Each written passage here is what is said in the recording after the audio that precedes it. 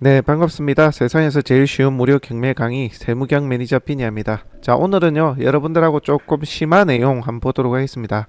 여러분들 특히 이제 다가구 중에서 위반 건축물 또는 위반 건축물은 아니지만 위반 사항인 것처럼 현황 조사서에 대수선이 되어 있다거나 방개수가 다르다거나 이런 내용들이 있는 경우가 있습니다.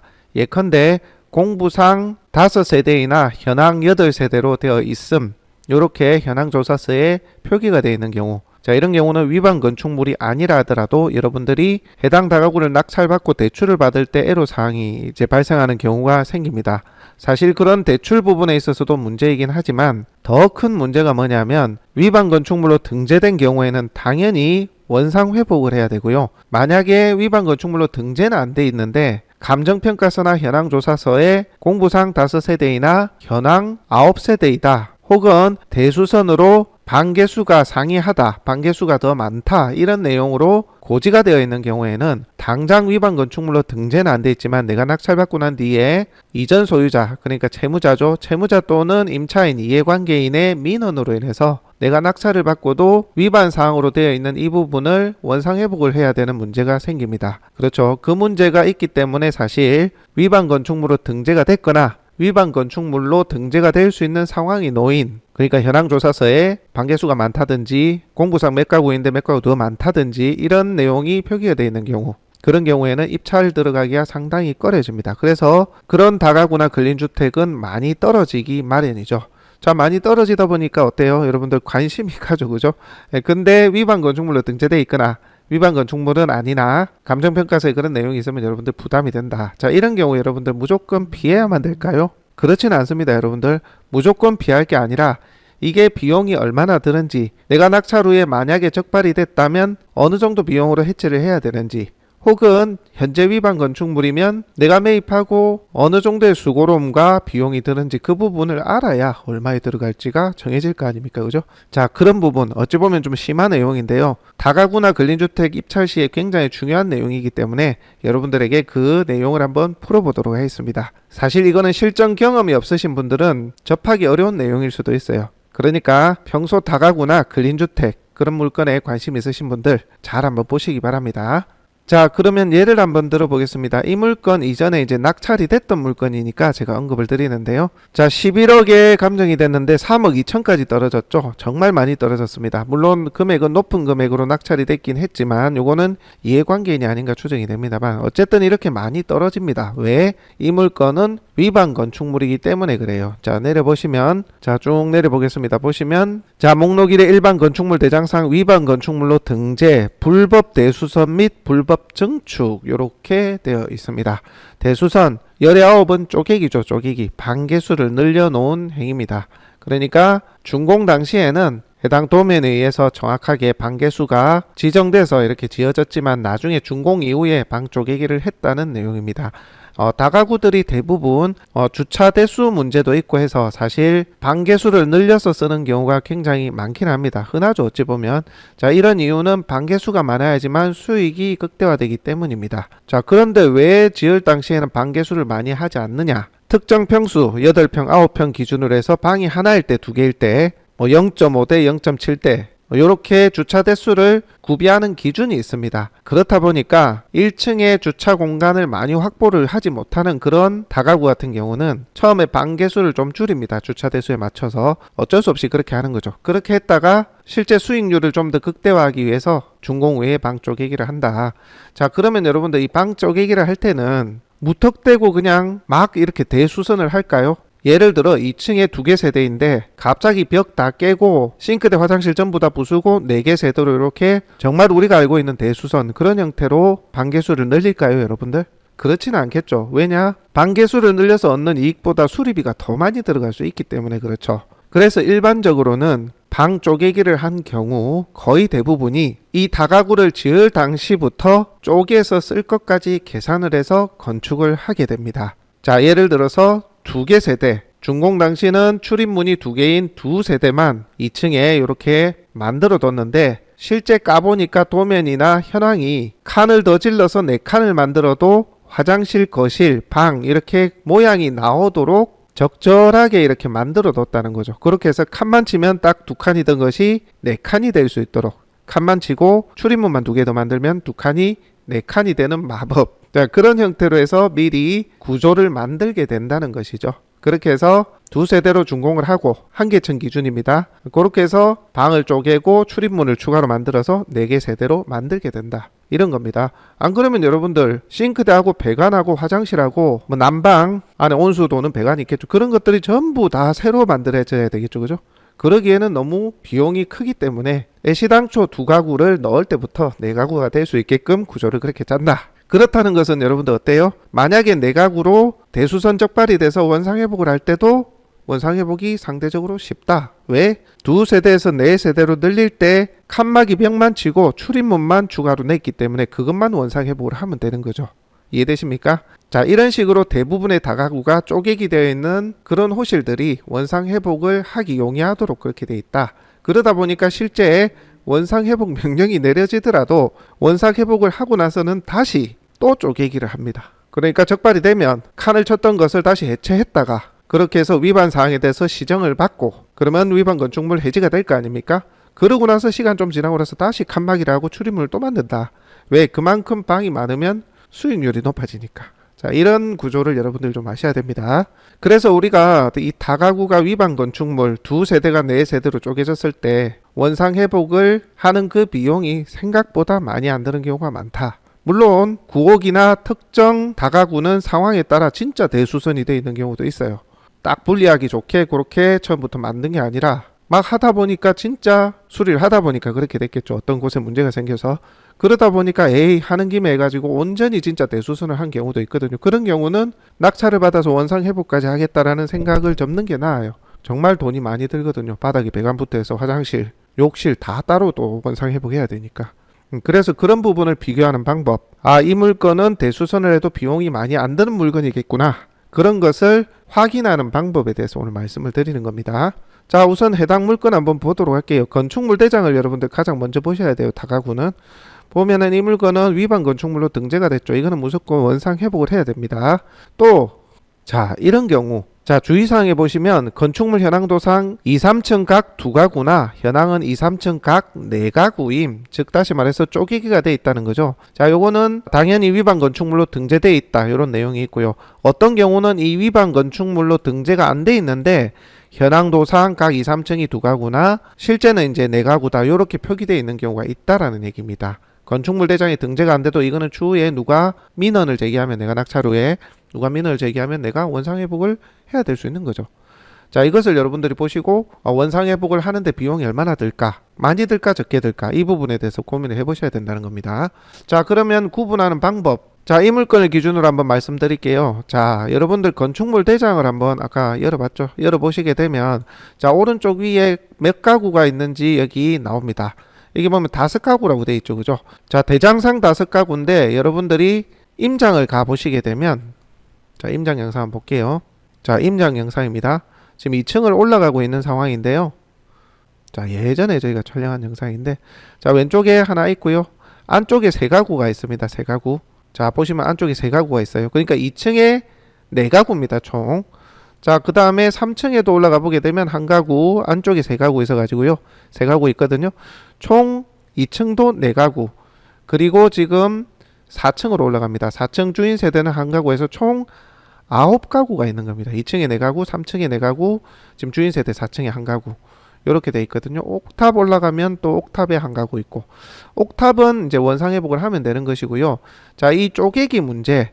그러니까 아까 건축물 대장에 5가구로 돼 있는데 2층, 3층이 4가구씩에서 8가구, 주인 세대까지 9가구로 돼 있는 겁니다. 옥탑 빼고요. 자, 그렇다면 여러분들이 이제 여기서 판단하셔야 되는 거죠. 아, 5가구니까 옥탑 빼고 2층이 2세대, 3층이 2세대, 4층이 주인 세대구나. 그렇다면 2층이 2가구인데 4가구로 쪼개져 있고 3층이 2가구인데 4가구로 쪼개져 있구나. 이거를 이해하셔야 되는 부분입니다. 그걸 좀 가늠하셔야 돼요.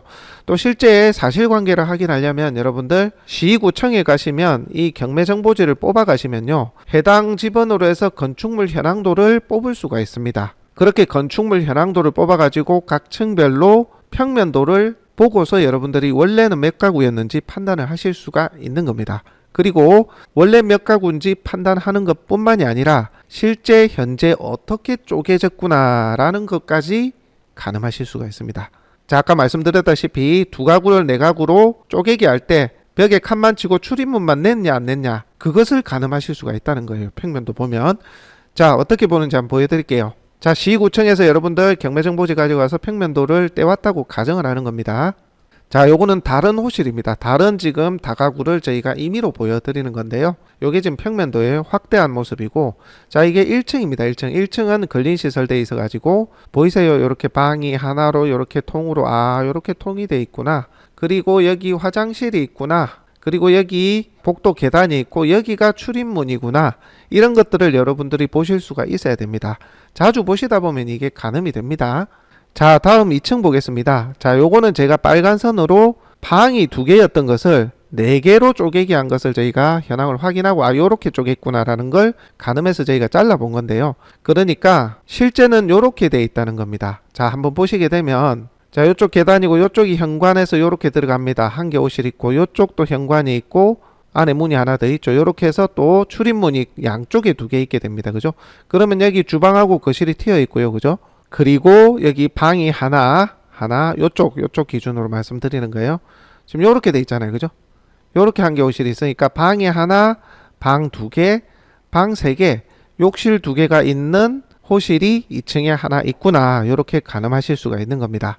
자, 그리고 요 출입문으로 들어가서 왼쪽에는 거실 겸 주방 있고요. 여기 방 하나, 방 2개가 있네요. 그죠? 그리고 욕실이 2개가 있구나. 요렇게 보실 수가 있죠. 그러니까 현재 공부상으로는 2세대입니다. 말씀드렸다시피 요렇게 한 세대, 그렇죠? 그리고 요렇게 한 세대가 있는 겁니다. 자세히 보면 이 경계하고 이 벽면이 구분이 됩니다. 요렇게 좀 두꺼운 곳이 이제 벽면이거든요. 요렇게 해서 여러분들이 가늠을 하실 수가 있습니다. 출입문이 요쪽이니까 당연히 요 침실은 이쪽 집이죠. 그러니까 오른쪽이 방이 3개, 왼쪽이 방이 2개, 요렇게 만들어진 2개 호실로 된 2층이다 라는 겁니다. 아까 1층이 이제 근린시설이었고 지금 2층을 보여드리는 거예요. 자, 그런데 4개 호실로 쪼개졌더라는 거죠. 자, 그러면 여러분들 어떻게 가늠하실 수가 있겠습니까? 출입문은 이쪽으로 이미 있습니다. 그죠? 요쪽에도 있어요. 자, 그러면 어떻게 쪼개는 게 방 4개로 만들기가 나을까요? 여기 벽을 치면 되겠죠. 여기 벽. 그리고 여기 출입문을 하나 만들면 되겠죠. 그죠? 그렇게 만들어진 거예요. 실제. 자, 그러면 여기는 방 2개, 거실 하나, 욕실까지 나오죠. 이렇게 쪼개니까. 그죠? 자, 그렇게 해서 이쪽에 한 개 호실이 만들어지게 되는 거고요. 요거는 방 2개짜리입니다. 자, 이쪽에 출입문을 만들게 되면 어떻게 돼요? 여기 이제 칸막이를 쳤으니까 여기 거실 하나, 거실 겸 주방, 방 하나, 욕실 하나. 요런 방이 또 2개가 탄생이 되는 거고요. 요거 이해되세요? 자, 빨간색으로 좀 설명을 드려야 되겠네요. 자, 다시. 자, 요쪽으로 출입하는 문, 요쪽으로 출입하는 문 해서 총 2세대만 있습니다. 공부상에. 처음에 준공 당시는 그렇게 했을 거란 말이죠. 자, 어떻게 되어 있느냐? 현관 기준으로 요렇게 한 세대. 자세히 보시면 벽간 경계가 3줄로 되어 있는 것을 보실 수가 있어요. 자, 요게 한 세대고요. 그 다음에 요쪽 현관으로 들어가는 한 세대는 요렇게 되어 있다라는 걸 확인하실 수가 있습니다. 근데 현장을 가봤더니만 4세대네? 여기 출입문이 요렇게 또 있어요. 양쪽으로. 다 2층 올라가니까. 그렇게 돼 있더라는 거죠. 그러면 어떻게 쪼갰는지를 추정하실 수가 있는 겁니다. 자, 요렇게 출입문, 요렇게 출입문, 또 요렇게 출입할 수 있는 문이 각자 양쪽으로 하나씩 더 생긴 겁니다. 그렇게 해서 2세대가 4세대가 된 건데, 자, 그러면 어떻게 쪼갰겠습니까? 딱 보이죠? 요렇게 쪼개기를 했다. 마찬가지 여기도 요렇게 쪼개기를 했다. 그러면 어떻게 됩니까? 자, 한번 구분해 보겠습니다. 요렇게 한 세대가 이렇게 나오죠. 여기를 지금 쪼개기 했으니까 여기를. 자, 그러면 여기는 어때요? 방 2개, 거실 하나, 욕실 하나 이렇게 나오는 거예요. 이미 이렇게 쪼개려고 아싸리 배치를 이렇게 한 겁니다. 욕실을 양쪽으로 놓고 떨어지게 만들고, 아마 난방도 요 거실이 이 거실 조절하는 거 하나, 요쪽 거실 조절하는 거 하나 이렇게 이미 돼 있을 겁니다. 그래서 칸만 치면 되게, 그리고 여기 벽만 뚫어서 출입문만 만들면 되게 이렇게 분리를 해놨다는 거죠. 이해되십니까? 그렇게 해서 지금 이쪽으로 들어가는 곳은 방 하나에 욕실 하나, 주방 겸 교실 이렇게 해서 한 세대를 만들었고요. 마찬가지 이쪽도 지금 여기 칸막이만 치면 칸막이만 치고 여기 출입문만 하나 만들게 되면 어떻게 돼요? 여기 침실 하나, 거실 하나, 욕실 하나에 이렇게 한 개호실이 만들어진다, 탄생한다. 발코니까지 전부 각 호실별로 다 있잖아요. 지금 쪼개도. 그렇죠. 발코니. 이렇게 다 각 호실별로 4개 쪼개기 해서 발코니하고 욕실이 각자 들어가게끔 처음부터 이렇게 세팅을 해서 만들었다. 쪼개기만 했을 뿐. 준공하고 이렇게 쪼개진 거 아닙니까? 이렇게 쪼갠 거예요. 자, 마지막 요거 여기도 방 하나, 발코니 하나, 욕실 하나 이렇게 해서 만들게 됐다. 자, 정리를 하면 준공을 하고 나서 이렇게 칸막이를 치고 벽을 만드는 거죠. 그리고 출입문을 만들어서 4개의 세대로 4개 호실로 만들 수 있게끔 이렇게 구조가 돼 있더라. 이러면 여러분들 원상 회복하기도 쉽습니다. 실제. 자, 아까 제가 보여드렸던 거 요 도면이 그대로거든요. 지금 제가 이렇게 쪼개기를 해서 이렇게 쪼개기를 해서 1개, 2개, 3개, 4개 해서 방이 4개더라. 여기만 이제 방 2개에 이제 투룸입니다. 투룸하고 거실. 나머지는 미투, 원룸하고 거실하고 있는 형태. 요렇게 되는 거예요. 요렇게 쪼개기를 한 걸 보고 아, 이거 원상 회복하기도 쉽겠구나. 이렇게 되는 거예요. 자, 3층으로 가봅니다. 3층도 마찬가지예요. 똑같은 구조입니다. 아까 2층하고 이건 실제 3층이거든요. 자, 그리고 자, 4층 주인 세대는 2개 호실로 되어 있는 겁니다. 요렇게 자세히 보면 나와요. 여러분들 조금 이거 눈여겨보시면 구분하실 수가 있는데 자, 요렇게 현관으로 들어오면 방 3개, 거실 있고요. 아, 욕실이 요렇게 있구나. 이게 주방하고 이렇게 나뉘어져 있구나. 방 3개, 거실, 욕실 돼 있구나. 이게 주방, 이게 욕실. 아, 그렇게 구분하실 수가 있고 또 다른 방은 아, 요쪽으로 현관으로 진입해서 요렇게 해서 이게 지금 4층입니다. 주인 세대는 방 3개 있고 옆에 방은 방 2개, 주방 겸 거실하고 욕실이 있구나. 요렇게 구분하실 수가 있는 겁니다. 4층은 쪼개기를 안 했어요. 실제 4층은 2개 호실이 있었으니까. 근데 3층하고 2층은 각각 2개 호실로 공부 상태에 있었던 겁니다. 근데 아까 현황은 이제 쪼개기로 했기 때문에 아, 요렇게 쪼개기를 했겠구나. 가늠하실 수가 있는 겁니다. 실제 요렇게 2, 3층이 보통 쪼개기가 많이 돼 있는데요. 요거 원상 회복하는데 한 4천이면 된다 하더라고요. 문 달았던 거 다시 벽으로 만들고 문을 없애야 될 거 아닙니까? 여기 문 2개 더 이렇게 만들었을 거니까 이거죠. 4개 호실로. 그리고 여기 가벽을 친 거를 부수고 없애고 원상 회복을 하면 되는 거예요. 어려운 거 아니죠, 그죠? 그러니까 우리가 생각할 때 원상 회복하면 막 주방이며 욕실이며 전부 다 깨가지고 최초에 배치된 상태대로 그대로 원상 회복해야 된다 하면 머리가 아픈 거예요. 비용도 많이 든다 생각이 들고. 그렇지만 거의 대부분의 다가구 쪼개야 된 것들은 이런 식이다. 출입문만 없애고 원상 회복을 한다라고 가정하면 그리고 이렇게 벽만 이렇게 쳐놓은 것을 허물면 된다. 되도록 이렇게 구조가 돼 있다. 이렇게 이해하시면 됩니다. 이렇게 배치도를 보면서 여러분들이 가늠하실 수가 있거든요. 이렇게 보다 보면 아, 이렇게 잘랐구나. 아, 이렇게 해서 욕실하고 방 2개 하나씩 이렇게 다 나눠지도록 돼 있구나. 이렇게 가늠하실 수가 있는 겁니다. 아시겠죠? 자, 이렇게 여러분들이 실제 건축물 현황도 다가구 같은 경우 떼가지고 아, 이렇게 쪼개져서 4가구가 됐고 여기 문을 뚫었구나. 이렇게 가늠하실 수가 있어야 되고요. 실제 전문가가 아니라 하더라도 보시면 보여요. 아, 이렇게 쪼개려고 처음부터 그렇게 만들었었구나. 그럼 원상회복도 용이하겠네. 이렇게 보실 수가 있는 겁니다. 아시겠죠? 자, 이렇게 해서 여러분들이 다가구 원상 회복을 할 때 비용이 얼마나 드는지, 어려운 것인지 쉬운 물건인지 건축물 현황도를 떼서 여러분들이 실제 현황하고 비교해서 아, 쪼개기가 됐구나. 자, 쪼개기가 됐다면 나중에 원상 회복을 어떻게 하면 될까라는 부분을 이 건축물 현황도를 보면서 타진해 보시면 된다. 아시겠죠? 자, 요거 아주 중요한 내용입니다. 실제 이 다가구가 위반 건축물 등재됐거나 위반 사항은 아니라도 현황조사서에 그런 내용이 적혀 있어서 못 들어가거든요. 비용이 얼마 들지를 모르는 거예요. 일반인들이. 뭐 2억, 3억 생각하시는 분들도 많아요. 그러다 보니까 내가 한 6억, 7억 하던 게 3억, 2억 떨어지더라도 아, 2, 3억 더 들어야 되고 언제 공사하겠어? 골치 아프니까 입찰을 못 하는 거예요.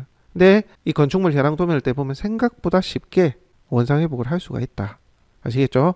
자, 이런 걸 안다면 위반 건축물이 돼 있거나 혹은 위반 건축물이 아니고 현황상 이렇게 쪼개기가 돼 있다 부분도 민원 들어오더라도 아, 내가 뭐 몇천 드리면 되지 이런 마음으로 들어가실 수가 있는 거죠. 아시겠죠? 그렇게 해놓고 나중에 다시 치면 또 됩니다. 여러분들 그 상황에 맞게 다시 쳐가지고 다시 이렇게 출입문까지 뚫어가지고 내 제대로 뚫었던 자리 메꿨던 자리 다시 뚫으면 될 거 아닙니까? 그죠? 그래가지고 실제 원상 회복을 할 때 이 출입문 있던 자리도 대충 막 이렇게 메워가지고 메우기만 메우면 되니까 스티로폴 같은 거 가지고 나무판 대 가지고 왜 원상 회복이 된 뒤에 다시 이렇게 쪼개서 쓰려고 그런 분들도 많거든요. 사실 그런 부분 감안하셔가지고 여러분들이 다가구의 위반 건축물 혹은 위반 건축 사항이 있는 경우 대응을 하시라 말씀드립니다. 자, 오늘 소개는 다가구에 대한 불법 대수선, 쪼개기 이런 부분에 있어서 여러분들이 어떻게 대처를 하고 또 비용이 얼마나 들지를 가늠해 볼 수 있는 척도 그 부분에 대해서 심도 있는 얘기를 나눠봤습니다. 다음 시간엔 여러분들하고 또 다른 내용으로 함께 하도록 하겠습니다.